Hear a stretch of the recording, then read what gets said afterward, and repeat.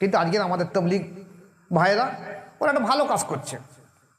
একটা মদখোর, গাঁজাখোর, বেনামাজি তাদেরকে নিয়ে নামাজ পড়ান শেখাতে প্রথম অবস্থায় এটা ভালো কাজ, কিন্তু ওতে কোনো সময় ইমানও বৃদ্ধি পাবে না, তাজকিয়ায়ে নফস হবে না, ইমানদারও হবে না।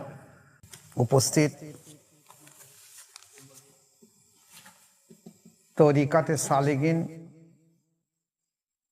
মাদ্রাসায়ে মাসুমিয়ার ছাত্ররা ও আগত মেহমানদের সবাইকে আমার সালাম, আসসালামু আলাইকুম ওয়া রাহমাতুল্লাহ।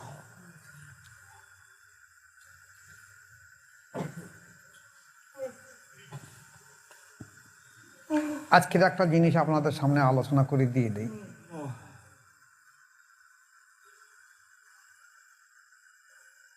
যে আমাদের সমাজে আমরা দেখেছি, একটা মানুষ যদি কোনো ভুল কাজ করে, মানুষ মাত্রই ভুল কাজ করে আর হামেশাই, আর এখন তো ভুল মানুষ সর্বসময় করে যাচ্ছে। এই ভুলটা নিয়ে মানুষ মাথা ঘামাচ্ছে না।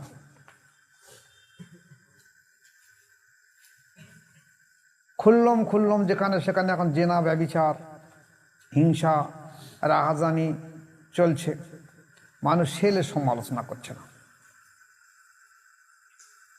কিন্তু যদি কেউ শোনে যে একটা মানুষ বায়াত গ্রহণ করেছে, তো তার উপরে শত্রুতা আরম্ভ হবে।